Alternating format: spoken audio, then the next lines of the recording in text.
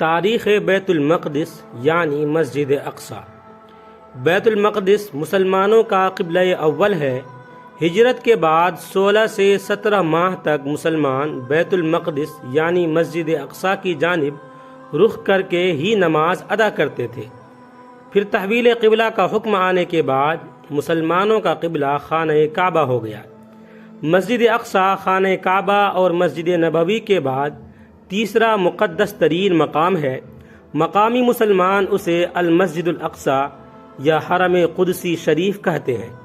یہ مشرقی یروشلم میں واقع ہے جس پر اسرائیل کا قبضہ ہے۔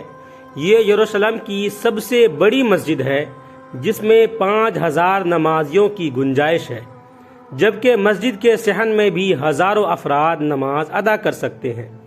نبی کریم صلی اللہ علیہ وسلم سفر معراج کے دوران مسجد حرام سے یہاں پہنچے تھے اور بیت المقدس میں تمام انبیاء کی نماز کی امامت کرنے کے بعد براق کے ذریعے 7 آسمانوں کے سفر پر روانہ ہوئے۔ قرآن مجید کی سورہ اسراء میں اللہ تعالیٰ نے اس مسجد کا ذکر ان الفاظ میں کیا ہے: پاک ہے وہ ذات جو اپنے بندے کو رات ہی رات میں مسجد حرام سے مسجد اقصی لے گئی، جس کے آس پاس ہم نے برکت دے رکھی ہے، اس لیے کہ ہم اسے اپنی قدرت کے بعض نمونے دکھائیں۔ یقیناً اللہ تعالیٰ ہی خوب سننے والا اور دیکھنے والا ہے۔ احادیث کے مطابق دنیا میں صرف 3 مسجدوں کی جانب سفر کرنا باعث برکت ہے، جن میں مسجد حرام، مسجد اقصی اور مسجد نبوی شامل ہیں۔ سیدنا عمر فاروق رضی اللہ عنہ کے دور میں مسلمانوں نے بیت المقدس کو فتح کیا تو سیدنا عمر رضی اللہ عنہ نے شہر سے روانگی کے وقت صخرہ اور براق باندھنے کی جگہ کے قریب مسجد تعمیر کرنے کا حکم دیا، جہاں انہوں نے اپنے ہمراہیوں سمیت نماز ادا کی تھی۔ یہی مسجد بعد میں مسجد اقصی کہلائی، کیونکہ قرآن مجید کی سورہ بنی اسرائیل کے آغاز میں اس مقام کو مسجد اقصی کہا گیا ہے۔ اس دور میں بہت سے صحابہ نے تبلیغ اسلام اور اشاعت دین کی خاطر بیت المقدس میں اقامت اختیار کی۔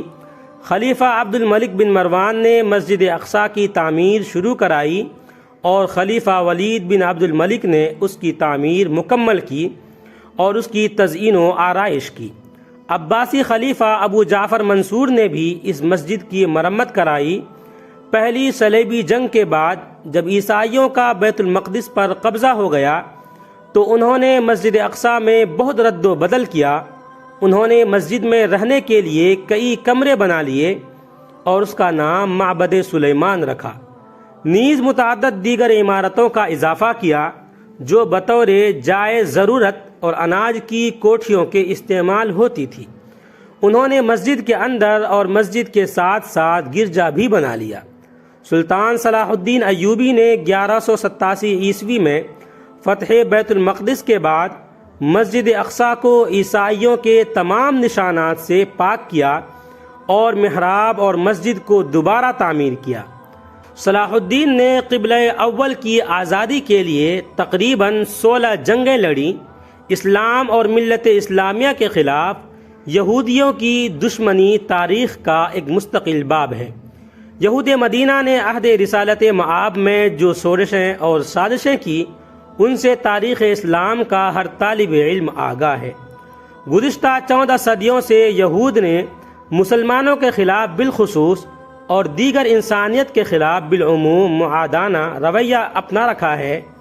20ویں صدی کے حادثات و سانحات میں سب سے بڑا سانحہ مسئلہ فلسطین ہے۔ یہود و نصارہ نے یہ مسئلہ پیدا کر کے گویا اسلام کے دل میں خنجر گھونپ رکھا ہے۔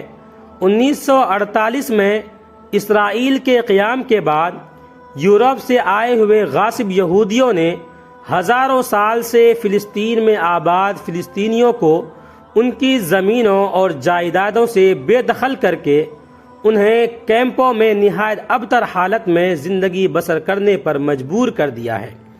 21 اگست 1969 عیسوی کو ایک آسٹریلوی یہودی ڈینس مائیکل روہان نے قبلہ اول کو آگ لگا دی، جس سے مسجد اقصی 3 گھنٹے تک آگ کی لپیٹ میں رہی اور جنوب مشرقی جانب عین قبلہ کی طرف کا بڑا حصہ گر پڑا۔ محراب میں موجود منبر بھی نذر آتش ہو گیا، جسے صلاح الدین ایوبی نے فتح بیت المقدس کے بعد نصب کیا تھا۔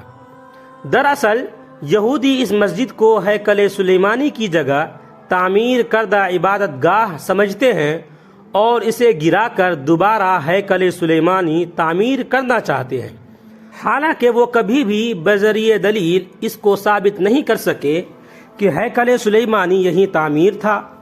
گزشتہ نصف صدی سے زائد عرصہ کے دوران اسرائیلی یہودیوں کے جارحانہ کارروائیوں اور جنگوں میں ہزاروں لاکھوں فلسطینی مسلمان شہید، زخمی یا بے گھر ہو چکے ہیں، اور لاکھوں افراد مقبوضہ فلسطین کے اندر یا آس پاس کے ملکوں میں کیمپوں کے اندر قابل رحمت حالت میں زندگی بسر کر رہے ہیں، اور اقوام متحدہ اور اس کے کرتا دھرتا امریکہ اور یورپ کے ممالک یہودیوں کے سرپرست بنے ہوئے ہیں۔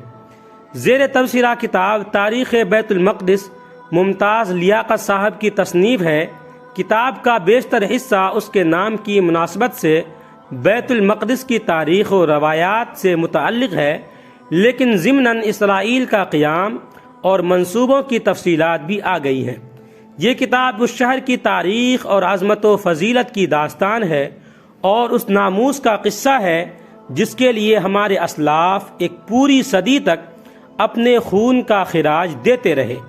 تقریباً 45 سال قبل بیت المقدس کی تاریخ پر اردو میں کوئی قابل ذکر کتاب موجود نہ تھی۔ مصنف کتاب حاضہ ممتاز لیاقت صاحب نے اس موضوع پر یہ کتاب لکھ کر اس کمی کو کسی حد تک پورا کیا۔ آپ کی محنت قابل داد ہے کہ آپ نے بیت المقدس کے موضوع پر بہت سا مواد جمع کر دیا۔ اللہ تعالی مصنف کی اس کاوش کو قبول فرمائے اور مسلمانوں کے قبلہ اول کو آزاد اور دنیا بھر کے مظلوم مسلمانوں کی مدد فرمائے، آمین ثم آمین۔